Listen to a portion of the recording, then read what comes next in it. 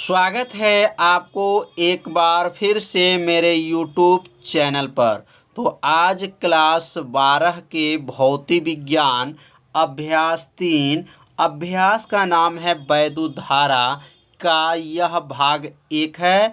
तो इस भाग में आज हम लोग पढ़ेंगे वैद्युत धारा किसे कहते हैं, वैद्युत धारा का मात्रक क्या होता है और 1 एम्पीयर की परिभाषा के बारे में आज समझेंगे। तो वैद्युत धारा किसे कहते हैं, इसका 3 परिभाषा आपको बताया जाएगा। जो परिभाषा आपको आसान हो उसे आप लोग अच्छे से याद कर लीजिए। तो वैद्युत धारा किसे कहते हैं, तो एकांक समय में, ध्यान दीजिएगा, एकांक समय में प्रवाहित आवेश को वैद्युत धारा कहते हैं। तो पहला परिभाषा आप यहाँ लिख सकते हैं, एकांक समय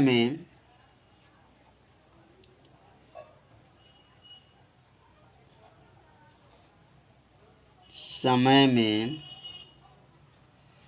प्रवाहित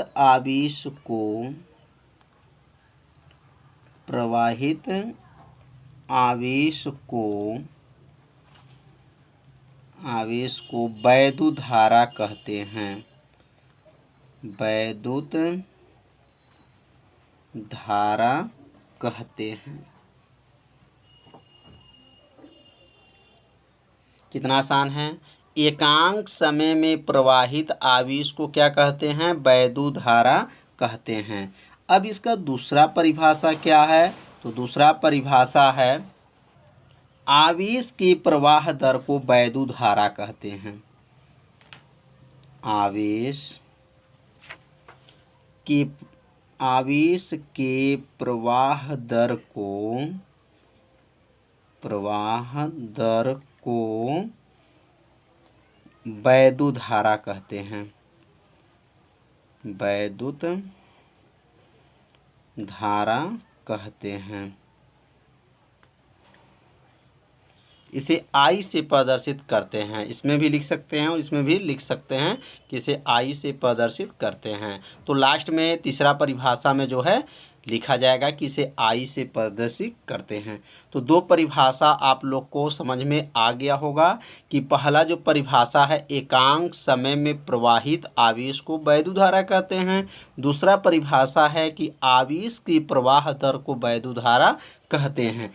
अब तीसरा परिभाषा है आवेश और समय के अनुपात को, आवेश यहाँ लिख देंगे, आवेश और समय के अनुपात को, आवेश और समय के अनुपात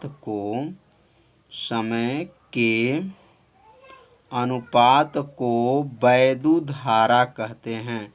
अनुपात को क्या कहते हैं, वैद्युत धारा कहते हैं। वैद्युत धारा कहते हैं। 3 परिभाषा हो गया। तीसरा परिभाषा क्या है, आवेश और समय के अनुपात को क्या कहते हैं, वैद्युत धारा कहते हैं। इसे I से प्रदर्शित करते हैं। किसे I से प्रदर्शित करते हैं। I से प्रदर्शित करते हैं। I से प्रदर्शित करते हैं। अब यहाँ पर वैद्युत धारा का जो है सूत्र क्या होता है, तो यहाँ लिख लेंगे अर्थात, और अर्थात के नीचे कामा दीजिएगा और यहाँ इसका सूत्र लिख लीजिए। वैद्युत धारा का सूत्र होता है, वैद्युत धारा बराबर आवेश बटा समय होता है। आवेश बटा क्या होता है, समय। तो वैद्युत धारा का सूत्र याद हो गया आप सभी विद्यार्थी को, आवेश बटा क्या होता है, समय होता है। अब यहाँ से इसको जो है बॉक्स में नोट कर लेंगे कि वैद्युत धारा का सूत्र क्या है, आवेश बटा क्या है, समय होता है। और आवेश किससे प्रदर्शित करते हैं, तो पहला अभ्यास में बताया गया है। और वैद्युत धारा किससे प्रदर्शित करते हैं, तो वैद्युत धारा को I से प्रदर्शित करते हैं, आवेश को Q से प्रदर्शित करते हैं और समय को T से प्रदर्शित करते हैं। तो अब यह जो सूत्र बन गया I बराबर क्या बना, Q बटा T बन गया। अब इसी सूत्र से इसका मात्रक बता सकते हैं, बीमा बता सकते हैं। तो परिभाषा कैसा लगा आप सभी विद्यार्थी जरूर कमेंट कीजिएगा। तो ये तीनों परिभाषा आप सभी विद्यार्थी नोट कर लीजिए। और ये तीनों परिभाषा कहाँ से बना है, तो इसी सूत्र से बना है। यह जो है समय है तो इसको एकांक पढ़ा जाता है। तो एकांक समय में प्रवाहित आवेश को वैद्युत धारा कहते हैं, पहला परिभाषा। अगर ऊपर से चलते हैं तो क्या कहेंगे, आवेश की प्रवाह दर को क्या कहेंगे, वैद्युत धारा कहते हैं। और तीसरा परिभाषा है आवेश और समय के अनुपात को क्या कहते हैं, वैद्युत धारा कहते हैं। तो यहाँ ये बटा को जो है ना अनुपात कहा जाता है। साइंस में याद रखिएगा, अनुपात, आवेश और समय के अनुपात को वैद्युत धारा कहते हैं। इसे I से प्रदर्शित करते हैं तो I बराबर क्या आ गया, Q बटा T आ गया। तो अब हम लोग पढ़ेंगे वैद्युत धारा का मात्रक क्या होता है और इसका बीमा क्या होता है। तो अब यहाँ लिख लेंगे वैद्युत धारा का मात्रक एवं बीमा। वैद्युत धारा का मात्रक क्या होता है एवं उसका बीमा क्या होता है। अब मात्रक बीमा के बारे में समझेंगे कि इसका वैद्युत धारा का जो है मात्रक क्या होता है। तो वैद्युत धारा का सूत्र क्या पढ़े हैं, वैद्युत धारा का सूत्र पढ़े हैं I बराबर होता है, क्या होता है, I बराबर Q बटा T। तो यहाँ लिख लेंगे I बराबर Q बटा T। अब दूसरे लाइन से लिखेंगे I का मात्रक, I का मात्रक बराबर हो जाएगा Q बटा T का मात्रक, कितना आसान है। I का मात्रक बराबर क्या है, Q बटा T का मात्रक। तो Q का नाम क्या है, आवेश, और आवेश का मात्रक क्या होता है, कूलाम होता है। और समय का मात्रक क्या होता है, तो सेकंड होता है। तो कूलाम प्रति सेकंड। कूलाम कहाँ से आ गया, आवेश का मात्रक कूलाम और समय का मात्रक सेकंड। कूलाम प्रति सेकंड हो गया उसका मात्रक। और दूसरा मात्रक जो होता है एम्पियर होता है। याद रखिएगा वैद्युत धारा का मात्रक क्या होता है, एम्पियर होता है। तो दो मात्रक आप सभी विद्यार्थी याद रखिएगा वैद्युत धारा का, कूलाम प्रति सेकंड और दूसरा मात्रक क्या होता है, एम्पियर होता है। अब यहाँ लिख लेंगे I का बीमा। अब यहाँ लिखेंगे I का बीमा। तो I का बीमा बराबर इधर क्या हो जाएगा, Q बटा T का क्या होगा, बीमा का बीमा। तो पहला चैप्टर में Q का बीमा पढ़े हैं। Q का बीमा होता है AT होता है, क्या होता है, AT होता है। और समय का बीमा क्या होता है, तो T होता है। तो T से T कट जाएगा, या T से T को मन में काट देंगे। तो जब कट जाएगा तो क्या बचेगा, तो बचेगा A बचेगा। तो वैद्युत धारा का बीमा क्या हो गया, A। और वैद्युत धारा का मात्रक क्या है, कूलाम प्रति सेकंड और दूसरा मात्रक एम्पियर। तो मात्रक भी समझ में आ गया होगा और बीमा भी आप सभी विद्यार्थी को समझ में आ गया होगा। अब हम लोग 1 एम्पियर की परिभाषा के बारे में समझेंगे कि 1 एम्पियर किसे कहते हैं और 1 एम्पियर कैसे सिद्ध होगा, सिद्ध करके बताया जाएगा। अब यहाँ लिख लेंगे 1 एम्पियर की परिभाषा, मतलब 1 एम्पियर किसे कहते हैं। अब यहाँ हम लोग समझेंगे और इसको सिद्ध करके परिभाषा को लिखेंगे। तो 1 एम्पियर की परिभाषा क्या है, बहुत ही आसान है। यहाँ सबसे पहले आप लोग लिखिएगा यदि लिखने के बाद से लिख लीजिएगा Q का मतलब आवेश, और आवेश बराबर क्या है, मान लेंगे 1 कूलाम, मतलब आवेश को 1 कूलाम मान लेंगे। समय को लिखेंगे यहाँ T बराबर क्या मानेंगे, 1 सेकंड।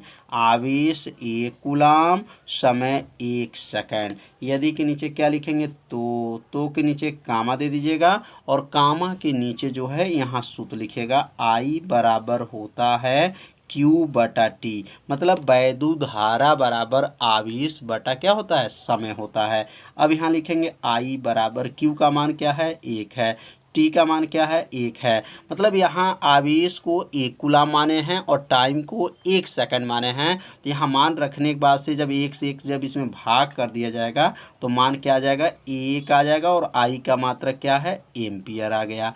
तो 1 एम्पियर लाने के लिए आवेश को कितना लेना पड़ा, तो 1 कूलाम का आवेश है और टाइम कितना है, तो 1 सेकंड का जो है समय है।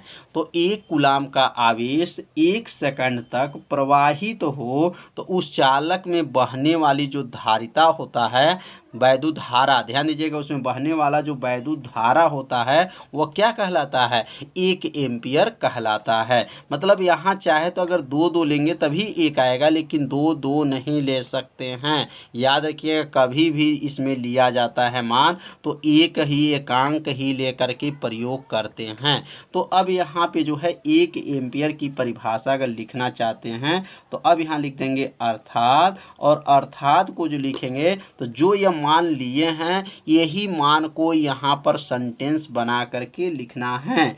तो लिखेंगे किसी चालक में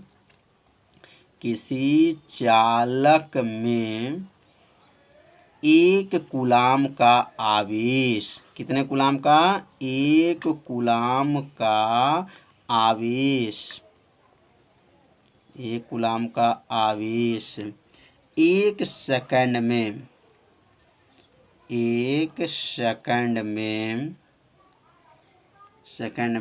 प्रवाहित, 1 सेकंड में प्रवाहित हो तो उस चालक में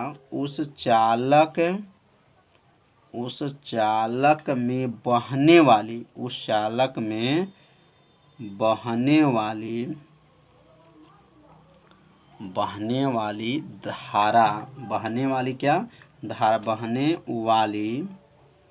वैद्युत धारा 1 एम्पियर कहलाती हैं, 1 एम्पियर कहलाती हैं।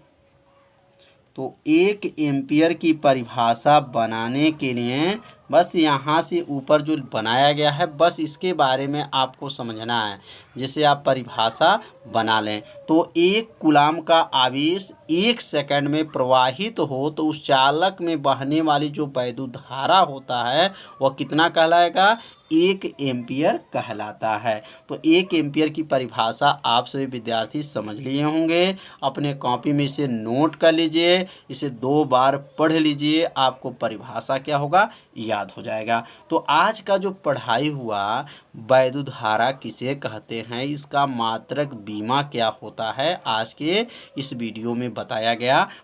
और 1 एम्पियर किसे कहते हैं इसके बारे में भी आपको सिखाया गया, कैसे परिभाषा को बनाया जाता है। तो कल हम लोग पढ़ेंगे धारा घनत्व क्या है और अनुगमन वेग क्या है। अनुगमन वेग का सूत्र का निगमन कल के वीडियो में बताया जाएगा। तो आज का वीडियो जो है इतना ही। कल जो है आप सभी विद्यार्थी 6 बजे इस लाइव क्लास से जुड़िए और प्रतिदिन मेरे वीडियो को देखिए और चैनल को क्या कीजिए, सब्सक्राइब जरूर कर लीजिए और वीडियो को लाइक कीजिए। तो आज इतना ही। तो कल मिलते हैं शाम को 6 बजे।